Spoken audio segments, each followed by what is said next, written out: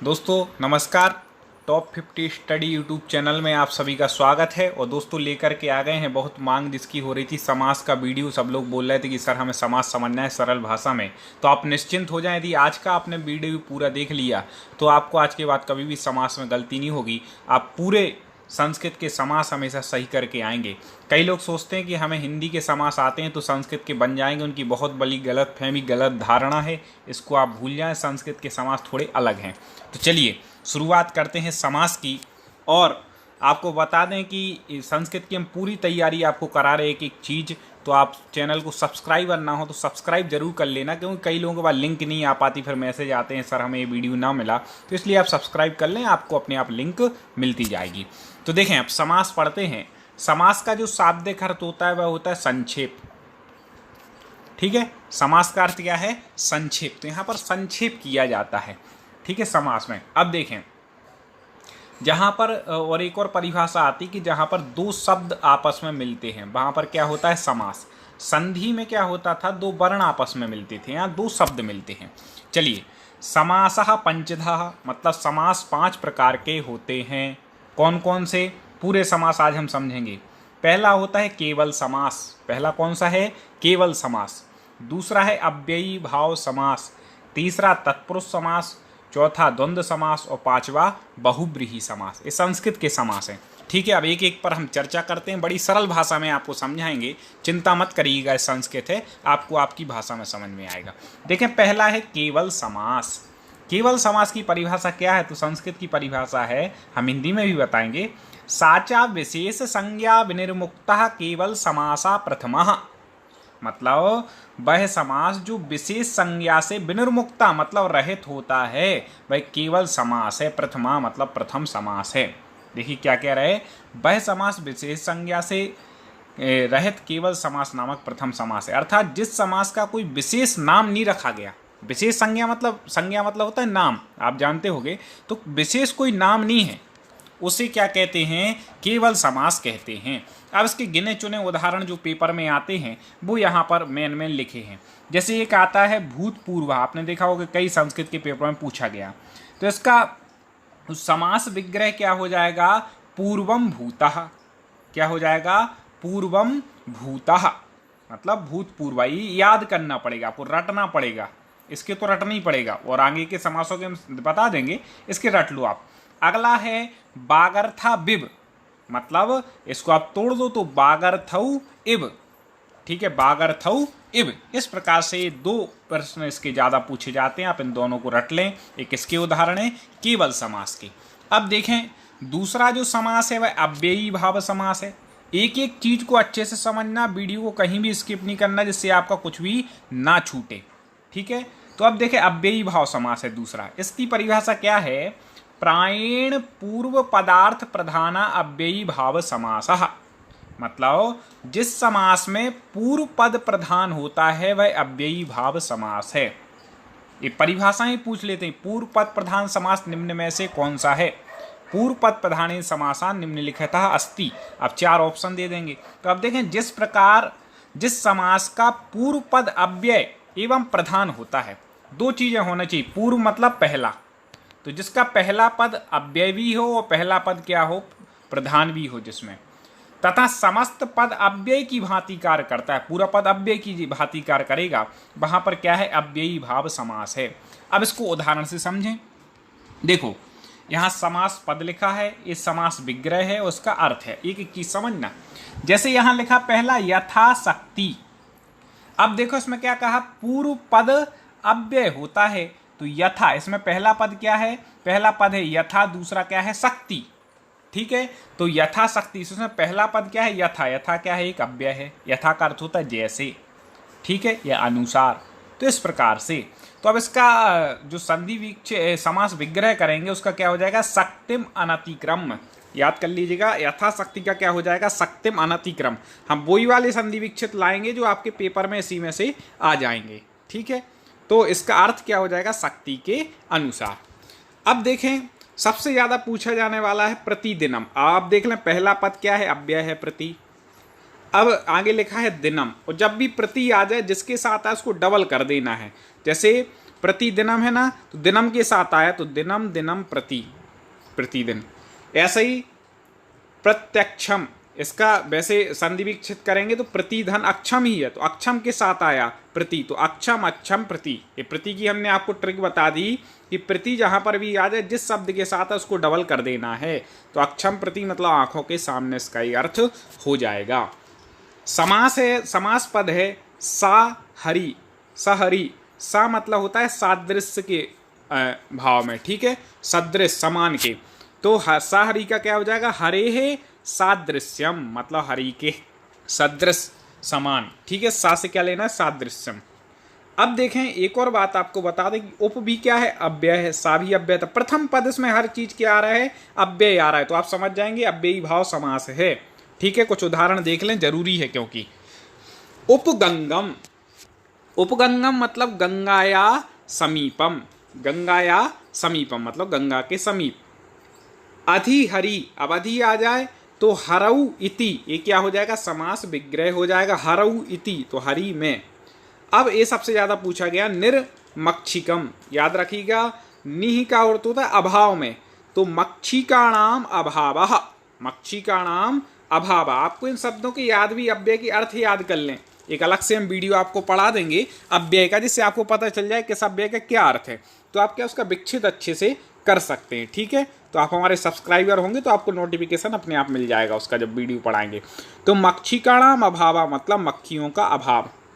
आगे है अनु विष्णु, मतलब विष्णु पश्चात, अनु का अर्थ होता है पश्चात पीछे, तो विष्णु के पीछे।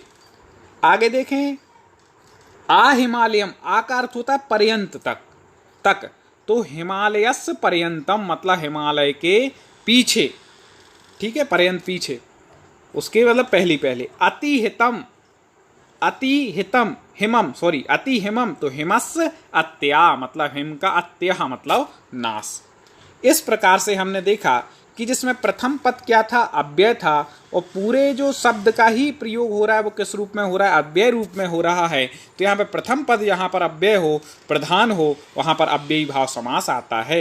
एक विशेष नोट हमने आपके लिए लिखा है, आप याद रखिएगा, जैसे पंचगंगम और द्वियुम्नम में नदी भी सूत्र से अव्ययी भाव समास होता है। कैसे होता है, क्योंकि यहाँ पर तो क्या पंच है पहला शब्द, ठीक है, और द्वि है पहला शब्द, अव्यय तो है नहीं, तो फिर भैया यहाँ पर ऐसा क्यों हो रहा है, सॉरी हाँ, तो फिर यहाँ पर ऐसा क्यों हो रहा है कि पंचगंगम और द्वियुम्नम इसमें अव्ययी भाव समास क्यों है, क्योंकि पहला पद तो अव्यय दिख नहीं रहा। तो आप सीधे सीधे इसका लगा लेना कि नदी भी शब्द से मतलब नदियों के नाम के साथ, जैसे उपगंगम आया था ना ऐसे, तो उसमें क्या अव्ययी भाव समास होता है, ठीक है। पंचगंगम और द्वियुम्नम ये क्या है, एक अपवाद कहलाता है। तो इस प्रकार से यहाँ पर इसमें भी अव्ययी भाव समास हो जाएगा, इन दोनों में। याद रखिएगा दो इसके मुख्य उदाहरण जो पेपर में पूछे जाते हैं, तो लोग कंफ्यूज हो जाते हैं कि पहला पद अव्यय तो दिख नहीं रहा, इसलिए आप चिंता मत करें, आप हमारे वीडियो को पूरा देख लेंगे, सारे समास क्लियर हो जाएंगे। तो पहला हमने पढ़ा केवल समास, क्योंकि उसका कोई नाम नहीं है, केवल ही है वह, पूर्वम भूता इत्यादि इसके उदाहरण है। दूसरा अव्ययी भाव, इसमें पहला पद अव्यय होता है। अब देखें तीसरा जो समास है तत्पुरुष समास, इसकी परिभाषा क्या है, प्रायेण उत्तर पद प्रधाना। अब मतलब पेपर में वो आपसे पूछेंगे ना तो इतनी परिभाषा दे देंगे, प्रायेण उत्तर पद प्रधानः समासः अस्ति, नीचे 4 ऑप्शन देंगे, तो आपको पहचानना है तत्पुरुषः समासः, मतलब प्रायः उत्तर पद प्रधान जहाँ पर हो वहाँ पर कौन सा समास होता है, तत्पुरुष समास होता है, ठीक है। यह समास प्रथमा के अतिरिक्त अन्य विभक्तियों में होता है, प्रथमा में के अतिरिक्त जो बाकी विभक्तियां हैं उसमें होता है, तथा इसके पूर्व पद में द्वितीया से सप्तमी तक विभक्तियां होती हैं। अब इसका भी पूर्व पद आपको क्या लगा लेना, पहले मतलब शब्द को अपन 2 भागों में तोड़ रहे हैं ना, तो पहला जो भाग होगा वो पूर्व पद होगा, तो पूर्व पद में द्वितीया से लेकर के सप्तमी तक की कोई विभक्ति होगी। आपने विभक्ति इत्यादि के वीडियो ना पढ़े हो तो चैनल में जाके प्लेलिस्ट में जाएं, संस्कृत भाषा में आप सारी विभक्तियां धातु रूप सब पढ़ सकते हैं, ठीक है, वीडियो डल चुके हैं। तो द्वितीया से सप्तमी तक विभक्ति होती है, और उत्तर पद में प्रथमा विभक्ति होती है। उत्तर पद में कौन सी विभक्ति होती है, प्रथमा विभक्ति होती है तत्पुरुष समास में। एक और आपकी सहूलियत के लिए कर रहा है कि आप नीचे डिस्क्रिप्शन में देखेंगे ना, तो आपको प्ले लिस्ट मिल जाएगी इसकी संस्कृत की, तो आप डायरेक्ट पहुंच जाएंगे। कई लोगों को नहीं मिल पाती, इसलिए ऐसा कर देंगे, हम डिस्क्रिप्शन में डाल देंगे। तो अब तत्पुरुष में हमने क्या समझा कि प्रथम पद में द्वितीया से लेकर सप्तमी विभक्ति होगी, ठीक है, उसमें उत्तर पद प्रधान होगा, वो प्रधान नहीं होगा। तो अब इसके आगे हम इसके उदाहरण पढ़ते हैं। देखिए, कृष्णाश्रितः, कृष्णम मतलब द्वितीय विभक्ति आ गई, श्रितः इसमें कौन सी द्वितीय विभक्ति है, ठीक है। वीडियो थोड़ा बड़ा हो सकता है, थोड़ा समय निकालिए, क्योंकि आपके ही नंबर आने वाले हैं, आपका फायदा होने वाला है। अश्वारूढ़ा, अश्वम आरूढ़ा, अश्वम द्वितीया, ठीक है, रामम पढ़ते ना, रामम ऐसे, अश्वम द्वितीय एक वचन, आरूढ़ा द्वितीय विभक्ति। और देखें, स्वर्ग गतः, स्वर्गम, स्वर्गम आना चाहिए, बिंदी दिखनी रही, गतः द्वितीय विभक्ति वाले हो गए, ठीक है। अब बाण हता, बाणेन हता मतलब बाण से हता मतलब मारा गया, ठीक है, तो इसमें तृतीया हो गई। नख भिन्ना, तो नखैर भिन्ना, नखई भिन्ना मतलब नख से भिन्न, ठीक है, तृतीया हो गई। हरित्राता, हरिणा त्राता तृतीया विभक्ति हो गई, ठीक है। ये समास दिए हैं, ये उसकी विभक्ति दी है प्रथम, और बाद में उसका शब्द दिया है, ठीक है। तो इसमें जो है द्वितीय तृतीय चतुर्थी सप्तमी तक होगी, इसमें प्रथमा होगी, ठीक है। इससे हमें पहचानना है कि इसमें जैसे लाभ ज्ञानाय में चतुर्थी है ना, रामाय आता है तो ज्ञानाय चतुर्थी है, तो आप पहचान जाएंगे। अब जैसे मैं इसमें दिया ज्ञान लोभा, तो आप इसको तोड़ लें, ज्ञान लोभ मतलब इसका अर्थ क्या निकलेगा, ज्ञान का लोभ या ज्ञान के लिए लोभ, तो ज्ञानाय ज्ञान के लिए मतलब कर्ता ने कर्म को करण से संप्रदान के लिए, तो ज्ञानाय मतलब चतुर्थी यहाँ पर आ जाएगी। यूप दारू, यूपाय दारू चतुर्थी, ये हम इसलिए बोल रहे हैं, इनको सुन लेना, क्योंकि यही शब्द हमने देखा ज़्यादातर पूछे जाते हैं जिसमें है। भूतबली, भूताय बलि चतुर्थी विभक्ति, ये हो गई पूरी। अब पंचमी के देखें कौन से उदाहरण आते हैं। चोर भयम, ये सबसे ज़्यादा पूछा जाने वाला है, तो चोरात पंचमी, भयम भय के अर्थ में हमेशा पंचमी विभक्ति ही लगती है, याद रखिएगा। तो चोरात भयम पंचमी। और देखें, राज भयम ऐसी, राज्ञा भयम पंचमी। वृक्ष पतितः, वृक्षात पतितः पंचमी, जब किसी से अलग होने की बात हो, वृक्ष से अलग हो रहे पत्ते इसलिए। राजपुरुष, ये भी सबसे ज्यादा पूछा जाने वाला। राज्ञः पुरुषः षष्ठी विभक्ति राज्ञः। नरपति, नराणाम पति षष्ठी बहुवचन, ठीक है, षष्ठी क्या है। राजपुत्रः, राज्ञः पुत्रः षष्ठी विभक्ति, इसके समास में आएगा तो ऐसा लिखा होगा, विग्रह पूछा जाएगा तो ऐसा, विग्रह दिया तो समास आपको ऐसा बनाना है। और पूछ लें कि कौन सी विभक्ति है, मान लो राज्ञः पुत्र दे दिया तो समझ जाना राज्ञा में षष्ठी है, ठीक है। अब देखें, सबसे ज्यादा ये भी पूछा जाता है। अक्ष सौंडः, अक्षेसु सप्तमी, रामेशु, ठीक है, राम शब्द की याद कर लें। सौंडः मतलब सप्तमी। पुरुषोत्तमा, पुरुषेषु उत्तमः सप्तमी विभक्ति। अध्ययन कुशला मतलब अध्ययन में कुशल, में मतलब सप्तमी, ठीक है, अध्ययने कुशला सप्तमी विभक्ति।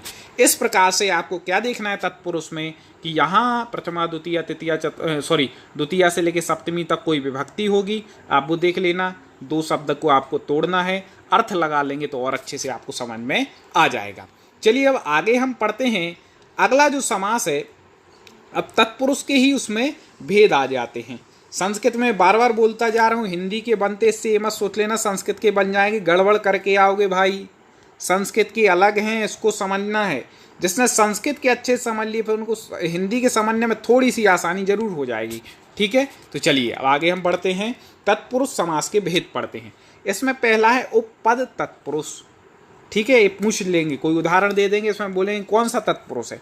तो उपपद तत्पुरुष में क्या होता है, इसमें उत्तर पद में कोई क्रियावाचक शब्द, उत्तर पद तो रहेगा लेकिन क्रियावाचक शब्द हो जाएगा, इसलिए समास को उपपद कहते हैं। उपपद मतलब एक और पद जुड़ जाता है, क्रियावाचक शब्द। देखें, जैसे उदाहरण है मर्मज्ञः मतलब मर्मम जानती, जो मर्म को जानता है वो कौन कहलाता है, मर्मज्ञ। दूसरा है चर्म करः, चर्मम करोति, ठीक है, जो चमड़े का काम करता है। कंबलदः, कंबलम ददाति, कंबल को देने वाला। प्रभाकरः, प्रभाम करोति, जो प्रभा करता है, प्रकाश करता है, प्रभाकरा। कुंभकारा, कुंभम करोति, ठीक है, कुंभम करोति इति कुंभकारः, तो जो कुंभ को करता है, घड़े को बनाता है, ठीक है। तो इस प्रकार से आप लगा लेंगे कि जो जिसमें एक्सपर्ट होता है उसकी बात को लेकर के, मतलब ये कि यहाँ पर क्या हो गई, उपपद जुड़ गया, जानने वाला, करने वाला, देने वाला। इस प्रकार से क्या हो गया, क्रियावाचक उपपद है, करना क्या है क्रिया, देना क्या है क्रिया, तो एक क्रियावाचक उपपद उसमें जुड़ जाता है। अब आगे देखें नए तत्पुरुष, ये तो कई बार पूछा गया, हर पेपर में मैंने देखा एक आध उदाहरण आता है। इसके समझने के लिए हम समझते हैं नए तत्पुरुष क्या है। इसमें पूर्व पद में निषेधार्थक, निषेधार्थक शब्द कौन होते, आ, अन का प्रयोग होता है। कोई भी उदाहरण में शुरू में आ लगा हो, अन लगा हो, तो फिर हमें दिमाग लगाना है कि इसमें नए तत्पुरुष हो सकता है। जैसे आ ब्राह्मण, तो ना ब्राह्मण है ती आ ब्राह्मण, अनस्व आ लगा है ना, आ निषेधार्थक है, तो निषेध मतलब नए समास, नए तत्पुरुष समास, ठीक है, या नए समास भी लिख सकते हो, तत्पुरुष ना लिखे तो आप यही समझना। तो अनस्व मतलब ना अस्व इति अनस्व। आगे देखें प्रादि तत्पुरुष, जब तत्पुरुष के प्रथम शब्द कु प्रा आदि उपसर्ग अथवा गति संज्ञक होता है, कु प्रा आदि उपसर्ग लगे हों या फिर गति संज्ञक हो, तो वह प्रादि तत्पुरुष समास होता है। देखें कैसे, कुपुरुषः, कुत्सित पुरुषः, मतलब कई बार ऐसा हो जाता कि कुपुरुषः दे दिया और उन्होंने उसमें क्या लिख दिया, ऑप्शन में तत्पुरुष लिख दिया, अव्ययी भाव आदि लिख दिए, प्रादि नहीं लिखा, तो वहाँ पे आपको तत्पुरुष ही लगाना है। जब प्रादि लिखा होगा तो फिर तत्पुरुष की जगह प्रादि लगाना है, ठीक है, इस प्रकार से। तो कुपुरुषः, कुत्सित पुरुषः इति कुपुरुषः। प्राचार्यः, बैरी बैरी IMP, प्राचार्य सब याद रखिए, कई बार पूछा गया, तो प्रगतः आचार्यः इति प्राचार्यः, ठीक है। अब आगे देखते हैं तत्पुरुष के अन्य भेद। कर्मधारय समास याद रखिएगा तत्पुरुष का ही भेद है, और अभी एक और आएगा वो हम आगे बताएंगे, अभी से नहीं बता रहे, ठीक है। तो अब देखें कर्मधारय समास समझते हैं। तत्पुरुष भेद कर्मधारय, तत्पुरुष का भेद कर्मधारय समास है। इसमें क्या होता है आगे देखें। यदि दोस्तों आपको वास्तव में समझ में आ रहा है तो मेरा निवेदन है कि वीडियो को लाइक जरूर कर दें, लाइक पर क्लिक कर दें, और ये आपको जो लिंक जहाँ से भी मिली उसको आगे शेयर जरूर करें, जिससे और मित्र भी संस्कृत को पढ़ सकें। देखें जब विशेषण और विशेष का परस्पर समास होता है, किसमें, विशेषण और विशेष का जब आपस में समास होता है तो उसे कर्मधारय समास कहते हैं। देखिए क्या है, जिस समास में एक पद दूसरे पद की विशेषता बतलाता है, एक पद है वो दूसरे पद की क्या करेगा, विशेषता बतलाएगा, दो शब्द होंगे तो वह कर्मधारय समास है। इसका भी उत्तर पद प्रधान है, इसमें भी उत्तर पद प्रधान है, लेकिन एक पद दूसरे पद की विशेषता बतलाएगा या फिर विशेषण विशेष भाव होगा, वो क्या कहलाता है वो देखें। जैसे नीलोत्पल, तो नील उत्पल दो शब्द हैं, ठीक है, तो नील मतलब नीला, ठीक है, उत्पलम तो नीला है जो उत्पल कमल, तो उसको क्या कहेंगे, नीलोत्पल। अब आप समझ गए कि नीले से क्या उत्पल की विशेषता बतलाई जा रही है, ठीक है। तो विशेषण क्या है, नील, उत्पल क्या है, विशेष, ठीक है, विशेषण क्या है नील, उत्पल क्या है, विशेष है। तो नील किस पद की विशेषता बतला रहा है, उत्पल की। तो अब इसका विक्षित कैसे करेंगे, नीलम च तत् उत्पलम इति नीलोत्पलम, नीलोत्पल की क्या, नीलम च तत् उत्पलम। ये उदाहरण तो वास्तव में गजब है, याद रखिएगा, यही उदाहरण मैंने देखा पूछे जाते हैं। आगे देखें वीर पुरुषः, वीरः च असौ पुरुषः इति वीर पुरुषः। अब देखें कृष्ण सर्पाई कई बार पूछा गया, कृष्णः च असौ सर्पः इति कृष्ण सर्पः। अब सीधी सीधी बात, कृष्ण सर्पा मतलब काला सांप, काला सर्प, तो कृष्ण मतलब काला हो गया विशेषण, और विशेषता किसकी बतला रहा है, सर्प की, मतलब सांप की। वीर पुरुषा, तो पुरुष क्या हो गया, विशेष हो गया, और वह वीर है ये उसकी विशेषता है, तो विशेषण विशेष भाव यहाँ पर आ रहा है, ठीक है, ऐसे। या उपमान उपमेय भाव भी इसको कहते हैं, ठीक है। जैसे यहाँ पे कृष्ण सर्पा में उपमेय हो गया सर्प, उपमान हो गया कृष्ण, इस प्रकार से हम कर सकते हैं। जीर्ण तरिह, जीर्ण चा असौ तरिह, ठीक है। महात्मा, ये कई बार पूछा गया, महान चा असौ आत्मा, मतलब महान है जो आत्मा, भाई कौन है, महात्मा है। घन श्यामः, घन श्यामः, ठीक है, तो घन इव श्यामः, इव मतलब समान। पुरुष व्याज्ञः, पुरुषः व्याग्रह इव, तो आपने क्या समझा इसमें कि भैया जो पहला जो इसका समन्वय वो होगा वह विशेषता बतलाने वाला होगा, विशेषण होगा, बाद का शब्द विशेष्य होगा, अधिकतर उदाहरणों में, और जहाँ पर उपमान उपमेय या विशेषण विशेष भाव आता है वहाँ पर कर्मधारय समास होता है। ठीक है, जो चीज़ आपको समझ में ना आए तो कमेंट में दोबारा पूछ सकते हैं। इस वीडियो को आप 2 बार देख लेंगे एक बार से तो और अच्छे से क्लियर हो जाएगा। अब एक और भेद है किसका, तत्पुरुषई का है, याद रखिएगा, दिगु समास। दिगु समास भी किसका भेद है, तत्पुरुष का। आगे देखें इसकी क्या परिभाषा है। संख्या पूर्वो दिगुहु, संख्या पूर्वो दिगु मतलब जिस समास के पूर्व में संख्या होती वह दिगु है। ठीक है, देखें जिस समास में पूर्व पद संख्यावाची, पूर्व पद कैसा होता है, संख्यावाची होता है, वह दिगु समास है। अब देखें उदाहरण, पंचगवम, पंच क्या है, पूर्व पद संख्यावाची। ठीक है, पंच ए भी है, त्रि, पंच, त्रि, कुछ भी हो, अष्ट, सत, कोई भी इसका होगा, पहला पद क्या होगा, संख्यावाची। लेकिन एक चीज़ हमें समझनी है, वो क्या, इसका समास विग्रह। देखिए समाहारे दिगु, एक और इसकी जो परिभाषा है क्या है, समाहारे दिगु मतलब समाहार के अर्थ में दिगु समास होता है। और जैसे पंच गवम, अब समाहार लगाना है तो पंच में पंचानाम, क्योंकि 5 हैं, बहु है, बहुवचन है, तो पंचानाम क्या है, गाय हैं, तो गवाम। अब समाहार है, यहाँ पर 5 गायें जहाँ पर मिल जाए हों तो अपन क्या बोलेंगे, उसको पंचगवम बोलेंगे। तो पंचानाम गवानाम समाहारा इति पंचगवम। ऐसे ही देखें, पंचपात्रम, सीधी बात, पंचानाम पात्राणाम समाहारा इति पंचपात्रम। त्रिलोकी, त्रयाणाम लोकानाम समाहारा इति त्रिलोकी। पंचवटी सबसे ज़्यादा पूछा जाता है, सीधी बात है, बहुवचन में, क्योंकि 2 से जब ज़्यादा हो जाते हैं संस्कृत में बहुवचन होता है, सब हम पढ़ा चुके। पंचानाम बटानाम समाहारा, समाहार अर्थ में होता है, तो आपको दिगु में समाहार सबके साथ लगाना है। आगे देखें, त्रिभुवनम, त्रयाणाम भुवनानाम समाहारा। आगे अष्टाध्यायी, अष्टानाम अध्यानाम समाहारा मतलब 8 अध्यायों का समाहार। अष्टाध्यायी किसकी रचना है, क्वेश्चन हम आपको दे रहे हैं, प्रश्न, जिसका उत्तर आपको कमेंट में बताना है, जरूर से बताना है दोस्तों। देखते हैं आपकी कितनी रुचि है, कितने लोग सही बताते। अष्टाध्यायी किसकी रचना है, उनका नाम आपको कमेंट में लिखना है। आगे देखें, शताब्दी, शत मतलब होता है 100, तो शतानाम आपदानाम समाहार। यदि आपको संस्कृत की गिनती ना बनती हो तो हम वीडियो डाल चुके हैं, आप वो देख लें।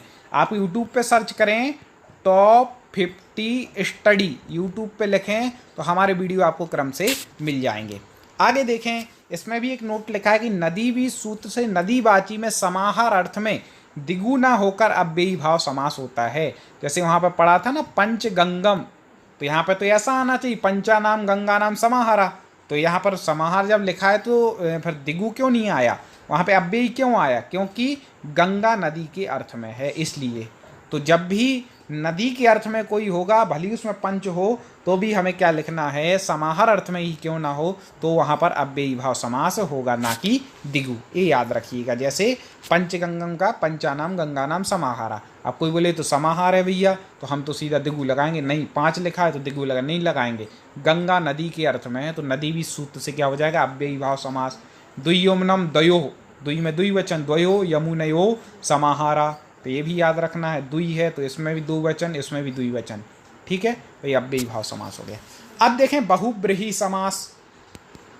बहुब्रीहि समास देखें, प्रायेण अन्य पद प्रधान बहुब्रीहि समासः, मतलब प्रायः अन्य पद प्रधान जो होता है वहां पर बहुब्रीहि समास होता है। देखें कैसे, जिस समास में दोनों पद प्रधान ना होकर अन्य पद, अन्य मतलब तीसरा, अन्य पद प्रधान होता है, मतलब 2 यहाँ पे, अभी तो एक इस तरफ आ रहा था प्लस के एक इस तरफ, लेकिन यहाँ पर ना इसकी प्रधानता होगी ना इसकी, कोई तीसरा अर्थ निकलेगा और वो प्रधान होगा।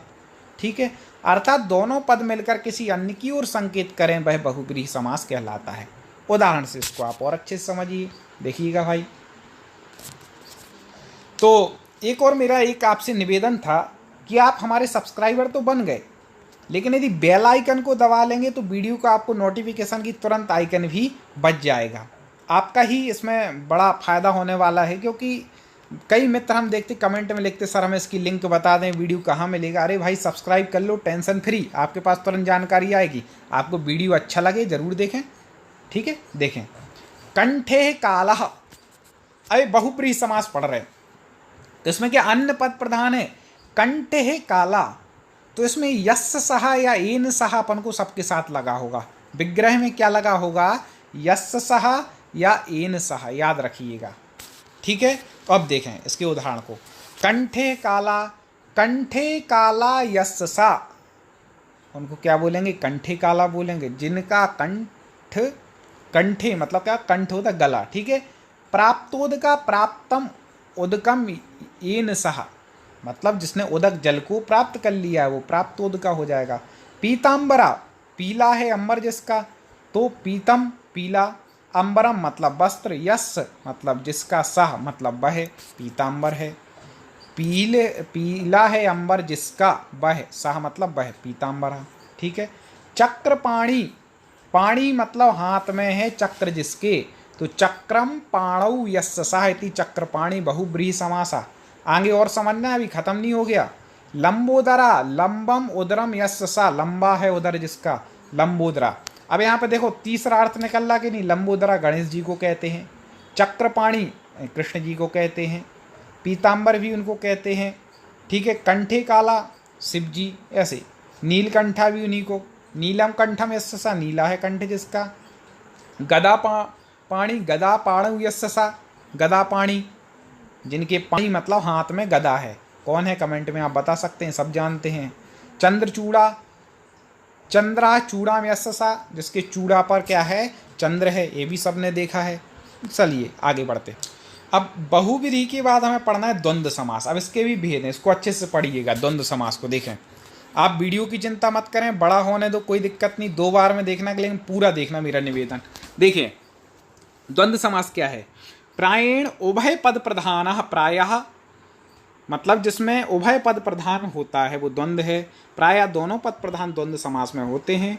इस समास में आए हुए सभी पद समान विभक्ति वाले होते हैं। याद रखिएगा, दोनों जो पद होंगे इस तरफ वो समान विभक्ति वाले होंगे। इसमें प्रत्येक शब्द के बाद विग्रह की अवस्था में चा अक्षर आता है, और बीच में विग्रह करना है तो क्या, चा लगा देते। लेकिन इसके भेद हैं, वो समझना है। देखो द्वंद्व के 2 भेद हैं, क्योंकि भेद ही पूछता है। एक है इतरेतर द्वंद्व, इसमें समान विभक्ति वाले 2 या 2 से अधिक पदों का समास होता है। जैसे समान विभक्ति होगी, ऐसे 2 या 2 से अधिक पदों का क्या हो जाएगा, समास हो जाएगा। देखें, अर्थ धर्मऊ, ठीक है, तो अर्था चा लगाना है बीच में, याद रखिएगा। धर्मा चा, 2 शब्द हैं, दोनों के बीच में आप तो चा लगा दें विक्षित करके। ईश कृष्णऊ, ईसा च कृष्णा च, दोनों की प्रधानता है। राम लक्ष्मणऊ, सबसे ज़्यादा पूछा जाने वाला, रामश्च लक्ष्मणश्च। अब कोई बोले भी ये यहाँ रामश्च सा क्यों लगा दिया, अरे तो ये चा आ रहा है ना, तो इनने विसर्ग का क्या कर दिया, सा कर दिया, तो उसको ऐसे लिख देते, कोई दिक्कत नहीं। रामश्च लक्ष्मणश्च मतलब राम च लक्ष्मण ही च है, लेकिन संधि वो क्या कर दिया, संधि विक्षित हो गया विसर्ग संधि से। और देखें दोनों पद प्रधान है, राम की प्रधानता, लक्ष्मण की भी, ठीक है, बराबर। सुख दुखे, सुखम च दुखम च। फल मूल वृक्षा, फलम च मूलम च वृक्ष च। याद रखिएगा, कई 3 शब्द का आ जाता है, जैसे फल मूल वृक्षा आ जाएगा, कोई दिक्कत नहीं। फलम च मूलम च वृक्ष च, सेम करना है आपको, कोई अलग नहीं है। अब देखें समाहार द्वंद्व, ठीक है। आगे और भी हम निरंतर ऐसे वीडियो आपके लिए संस्कृत के लेकर के ही आएंगे, कोई भी सब्जेक्ट नहीं छूटने वाला आपका, ठीक है। देखिए समाहार द्वंद्व, यह समास प्राणी बाध्य विशेष सेना के अंगवाची शब्दों के साथ होता है। कब होता है, प्राणी के साथ, बाध्य विशेष सेना के अंगवाची शब्दों के, जिसका आपस में स्वाभाविक विरोध होता है, उनके साथ भी यह समास होता है। आपस में मतलब स्वाभाविक विरोध हो, एक दूसरे के विपरीत हो, ठीक है। तो आगे देखें, पाणिपादम मतलब पाणी चे पादौ चेति पाणिपादम। पूरे उदाहरण देखें, आगे और है अभी।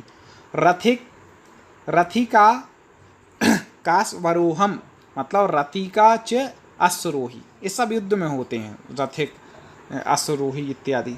भेरी पटहम, भेरी च पठा च। अधि अहिन कुलम, अहि च नकुल च इति अहि नकुलम। इस प्रकार से समाहार द्वंद्व हो गया। अब देखें तीसरा है जो, वह है एक शेष द्वंद्व। कई लोग सोचें तो पहली बार सुना रहे भाई, सब पढ़ना है संस्कृत में। देखें, जब समास में आए हुए शब्दों में एक शब्द शेष रह जाए, किंतु वचन के द्वारा एक दूसरे शब्द का भी बोध कराता रहे, शब्द एक शेष रह जाए, लेकिन वचन के द्वारा ऐसा लगे कि नहीं भैया एक और शब्द यहाँ पर है, तब एक शेष द्वंद्व होता है। अब इसको उदाहरण से समझेंगे, आपको आसानी समझ में आ जाएगा। देखें, बाल कहू, अब देखें शब्द तो एक है भैया, लेकिन आपको लग रहा है कि यहाँ पर दो का प्रतीक है, बाल को द्वितीय वचन है, तो क्या होगा, बालकः च बालकः च। पितरऊ, ये सबसे ज़्यादा पूछा जाने वाला, माता च पिता च, इसको क्या बोलते हैं, पितरऊ, माता पिता, शॉर्ट में क्या बोल दिया, पितरऊ। शब्द एक है लेकिन एक का और अन्य का भी बोध करा रहा है, तो माता च पिता च। आगे देखें, श्वशुरहु, श्वश्रु च श्वशुरः च। शिवौ, शिवश्च शिवश्च। हंसौ, हंसी च हंसश्च, हंसी और हंस। तो एक शब्द दो का बोध करा रहा है। ठीक है दोस्तों, इसको आगे शेयर करें, लाइक जरूर कर दें, सब्सक्राइब ना हो तो सब्सक्राइब कर लें, बेल आइकन को दबा लें, और अगले वीडियो में कुछ ऐसे ही हम संस्कृत का आपके लिए लेकर के आएंगे और बहुत अच्छे तरीके से तैयारी करके आपको सफलता दिलाएंगे। चलिए पुनः मुलाकात होगी। जय हिंद।